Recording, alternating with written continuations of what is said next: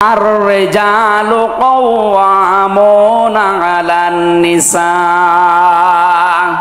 নেতা হবে পুরুষ, মহিলা নেতা হতে পারবে না। এটা একটু আস্তে বলেন, আমার ভয় করে। এই জন্য আমরা সামনে যারা নেতা হবে তারা যেন পুরুষ হয়। কথা বলেন ঠিক কিনা? নবীজি জানিয়েছেন লা ইউফলিহা কওমুন, ওই জাতি কখনো সফল হতে পারে না সেই জাতির নেতৃত্বে কোনো মহিলা বসে আছে। আমার এই হাদিসটা 100% বিশ্বাস হয়, আপনাদের না 98%? এই হাদিস 100% বিশ্বাস করেন কারা? দেখি লিল্লাহে তাকবীর। এই দেখেন তো, হাত তোলেনি কে? আলহামদুলিল্লাহ। ঠিক আছে, বসেন বসেন বসেন, তাফসীর মাহফিলে বসেন।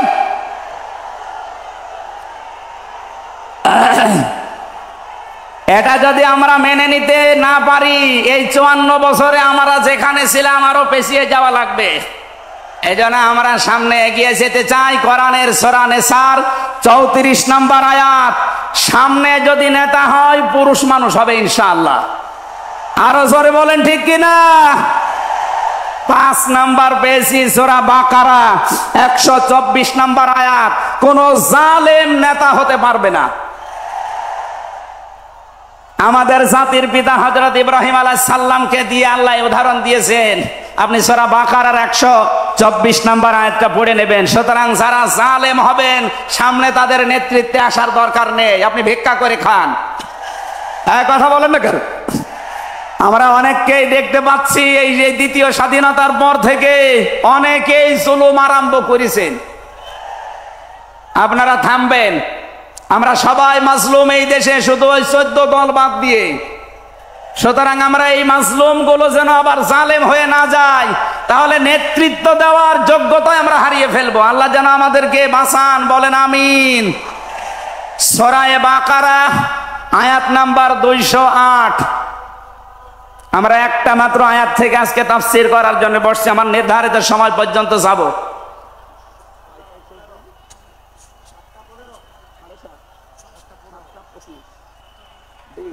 ঠিক আছে, জবান খুলে দিয়ে আগে পড়ে না। আউযু বিল্লাহি মিনাশ শাইতানির রাজিম, বিসমিল্লাহির রহমানির রহিম। ইয়া আইয়ুহাল্লাযীনা আমানু দুখুলু ফিস সিলমি কাফা। এ পর্যন্ত থাক, যেহেতু ডক্টর মিজানুর রহমান আজহারি আর 20-25 মিনিট পরে চলে আসবে, এই জন্য আমরা এ পর্যন্ত থাক। 3 ভাগের 1 ভাগ আমরা পড়লাম। সূরা বাকারা আল্লাহ তাআলা ডাক দিয়েছেন ইমানদারকে। কাকে বলেন তো? আমরা ইমানদার না বেঈমান? ঈমান আনার আগে একটা কাজ করা লাগে। আল্লাহর ঘোষণা, ফামাই ইয়াকফুর বিত-তাগুত ওয়া ইউমিন বিল্লাহ। কেউ যদি ঈমান আনতে চায় তার প্রথম কাজ হবে সে যেন তাগুত ছেড়ে দেয়। এদিকে কি মানুষের চাপে, মানুষের চাপে এগুলো হচ্ছে নাকি? আপনারা একটু ধৈর্য ধরেন। আসলে এনাদের তো আর জায়গা নেই, আর কোথায় পাবে জায়গা? এখানে শুনলাম আসার আগে 8 থেকে 10 লাখ মানুষের ওনারা ব্যবস্থা করেছে। এরপরও বাইরে যে অবস্থা দেখলাম, কমপক্ষে 15 থেকে 16 লাখ মানুষ আজকে এই সিলেটের ময়দানে এসেছে কোরআন শোনার জন্য। আলহামদুলিল্লাহ। সম্মানিত ভাইরা, আমরা যেটা বলতে চাচ্ছি, ঈমান আনার আগে আল্লাহর নির্দেশ যে তাগুত ছেড়ে দাও, তাহলে ফাকাদ ইসতামসাকা বিল উরওয়াতিল ওয়াসকা, এমন একটা মজবুত রশি ধারণ করতে পারবা, লাং ফিসামা লাহা, যা ছিঁড়ে যাবে না। এ বাংলাদেশ সহ বিশ্বে আমরা যারা ঈমানের দাবি করি, অনেকে তাগুত ছেড়ে না দিয়ে ঈমান এনেছি। এজন্য বিপদ আসলে ঈমান আর টেকে না। পক্ষান্তরে যারা তাগুত ছেড়ে দিয়ে ঈমানের দাবি করতে পেরেছে, এই মানুষগুলোর ঈমানের যত পরীক্ষা হয় তাদের ঈমান তত মজবুত হয়। শহীদ আল্লামা দেলাওয়ার হোসেন সাঈদী তার 1 নম্বরে প্রমাণ। কথা বলেন না কেন? 13টা বছর জীবনে একটা ঘরে কাটিয়েছে, তারপরও তিনি মাথা নত করেন নাই। কারণ তাগুত ছেড়ে দিয়ে ঈমান এনেছিলেন। তাগুত ছেড়ে না দিয়ে যদি ঈমান আনতেন তিনি টিকে থাকতে পারতেন না। আমি বহু মানুষ জেলে দেখেছি, বহু আলেমকে দেখেছি, তারা টিকে থাকতে পারে না, আল্লাহকে পর্যন্ত দোষারোপ করে।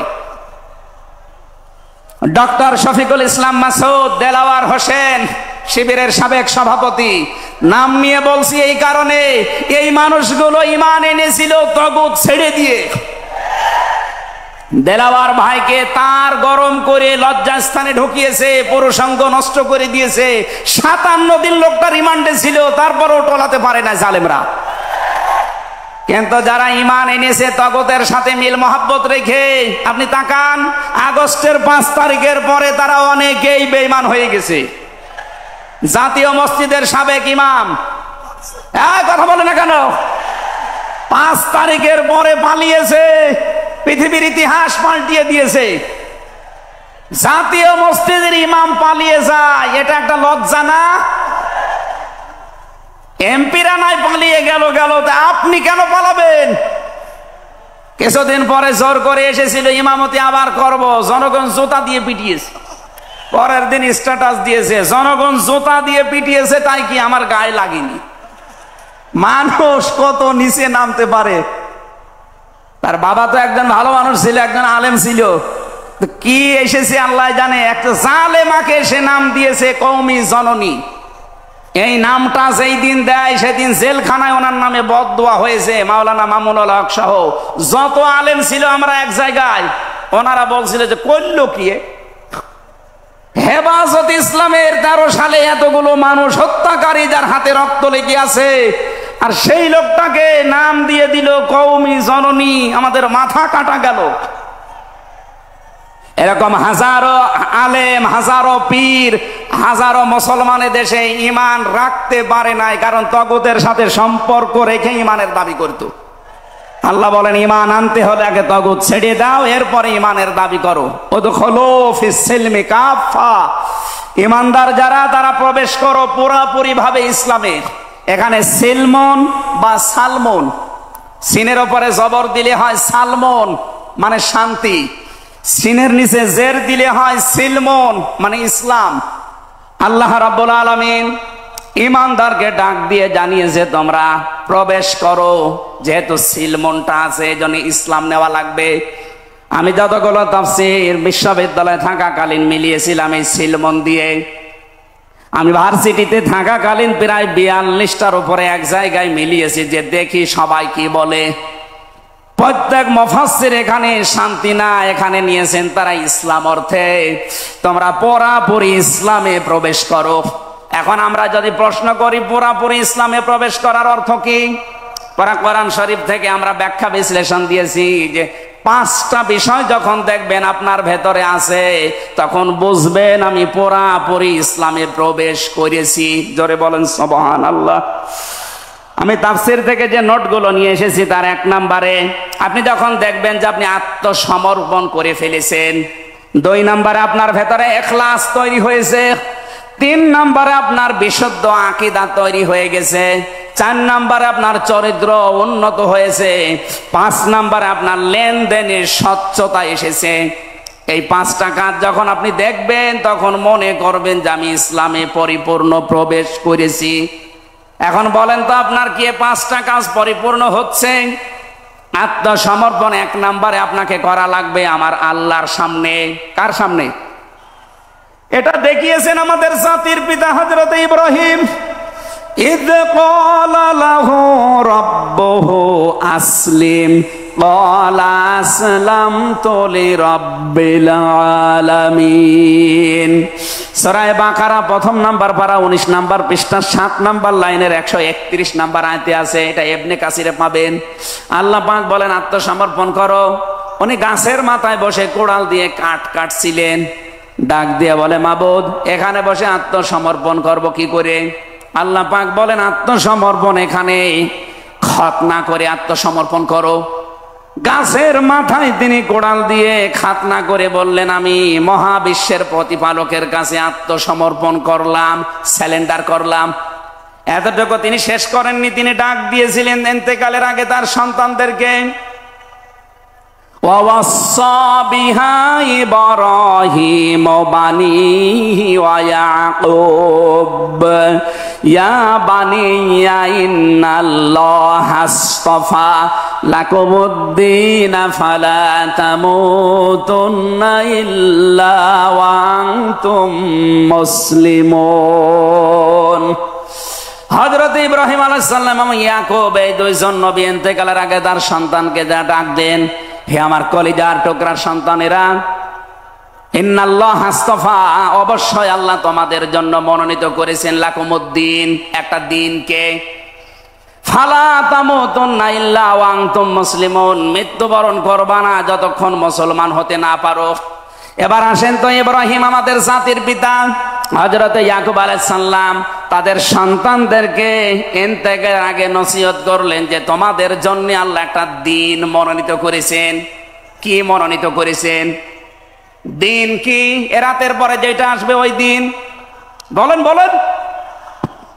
কবরে গুরুত্বপূর্ণ যে প্রশ্নগুলো তার ভেতরে এটা একটা, মা দীনুকা, দিন কি? এটা যদি আপনি ক্লিয়ার হতে না পারেন, কবরে যে প্রশ্নের জবাব দিতে পারবেন না। এজন্য এই বিষয়টা নিয়ে বিস্তারিত আমাদের জানা শোনা দরকার। দিন বলতে আল্লাহ নিজে আবার ব্যাখ্যা দিয়েছেন, দিন কি জানো?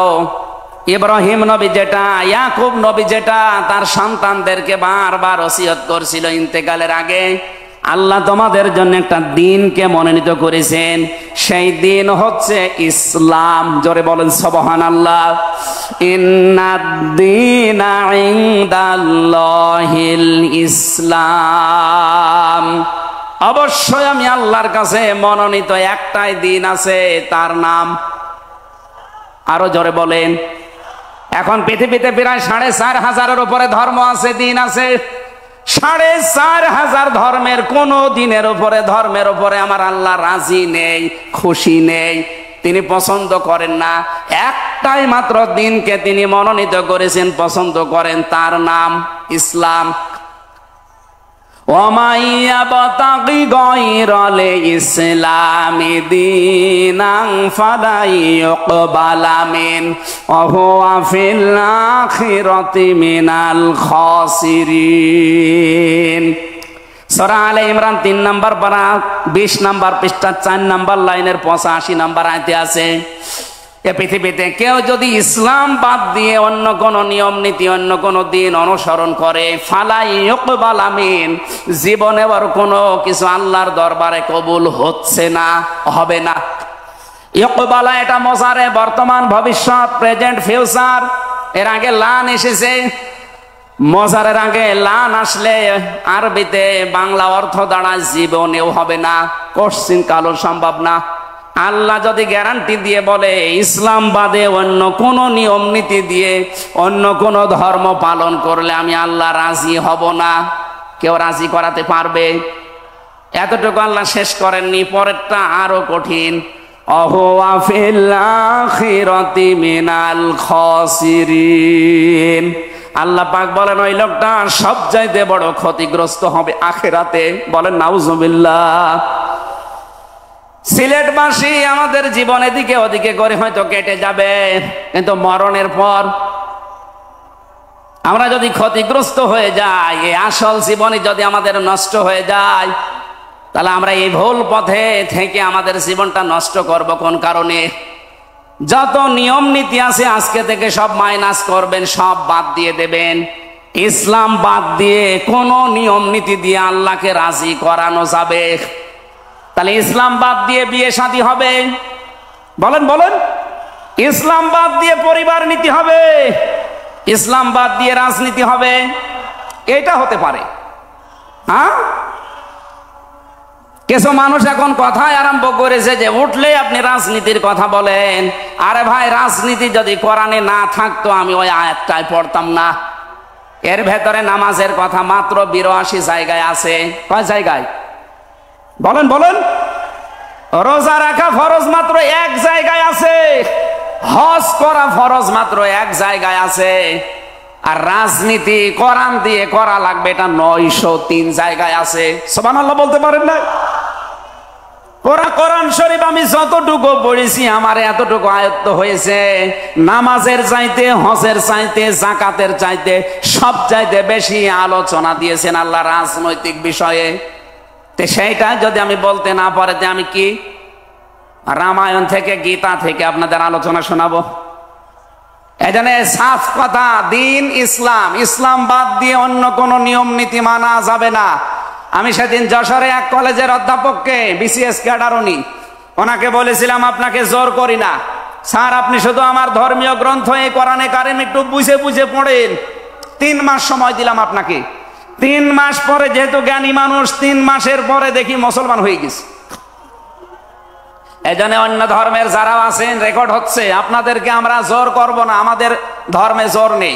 লা ইকরাহা ফিদ্দিন, আমাদের ধর্মে জোর আছে, জবরদস্তি নেই, জোর নেই। এই জন্যই তো 850 বছর এই এলাকা মুসলমানরা শাসন করেছে, একটাও মন্দির ভাঙে নাই। অথচ আমরা আমাদের প্রতিবেশী রাষ্ট্রে দেখতে পাচ্ছি এরা অনেকগুলো মসজিদ অলরেডি ভেঙে দিয়েছে, ধোয়া তুলে। ওরা বলছে 500 বছর আগে এখানে নাকি মন্দির ছিল। বিশ্বের মানুষেরা দেখি মাটির নিচে তেল পায়, গ্যাস পায়, আরে শয়তানরা শুধু মাটির নিচে মন্দির পায়। আপনাদের পূর্বপুরুষেরা আল্লাহর ঘর ভাঙতে এসে কাঁচ ফিম মাকুল হয়ে গেছে। আমরা দেখতে পাচ্ছি আগামীতে আল্লাহর ঘর, মসজিদ গুলো ভেঙে দেওয়ার কারণে আল্লাহ নিজে কিন্তু প্রতিশোধ নেবে, কাঁচ ফিম মাকুল আপনাদেরও বানিয়ে দেবে ইনশাআল্লাহ। এজন্য প্রতিবেশী হিসাবে সতর্ক করলাম, যদি ভালো লাগে মেনে নিন, ভালো না লাগলে নিজের পায়ে নিজে কোড়াল লাগান। আমার কথার অর্থ বোঝেননি? সুতরাং পৃথিবীতে দিন ইসলাম বাদ দিয়ে কোন ধর্ম, সব মানুষের বানানো তৈরি করা। অন্য ধর্মের মানুষদেরকে আমরা চ্যালেঞ্জ করছি, আহ্বান জানাচ্ছি, আমাদের এইটা পড়েন, লা ইকরাহা ফিদ্দিন লা রাইবা ফি যালিকাল কিতাবু লা রাইবা ফি। কোনো সন্দেহ নেই, সন্দেহের অবকাশ পর্যন্ত নেই। এখানে আসেন, যদি মনটা আপনার ভালো থাকে, টনি বেলারের শালিকা লরেন বুথকে যেভাবে হেদায়েত দিয়েছে আপনাকেও দিতে পারবে ইনশাআল্লাহ। সে আহ্বান রেখে, এখনো যেহেতু 4টা অর্থ ছিল, আপনি যে ইসলামে প্রবেশ করেছেন তার দ্বিতীয় অর্থ আপনি দেখবেন যে আপনার ভেতরে ইখলাস আছে কিনা। আপনি কি লোক দেখানো কাজ করেন না আল্লাহর জন্য করেন, এইটা দেখবেন। 3 নাম্বার, আপনার আকীদা শুদ্ধ আছে কিনা। আজ এই দেশের একটা মাসলুম সংগঠনের উপরে একটা তহমত দেওয়া হয় যে এদের আকীদা ঠিক নেই। আপনার আকীদা কত ভালো, আমি নিচে নামলাম না। 4 নাম্বারে, উন্নত চরিত্রের অধিকারী হওয়া লাগবে, আর এটা নিতে হবে মুহাম্মদুর রাসূলুল্লাহর কাছ থেকে।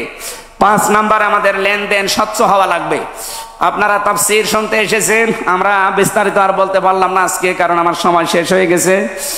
আগামীতে কিছুক্ষণ পরে যেহেতু ডক্টর মিজানুর রহমান আজহারি ভাই আসবে, ওনার কাছে আমরা আরো গুরুত্বপূর্ণ কথা শুনবো ইনশাআল্লাহ।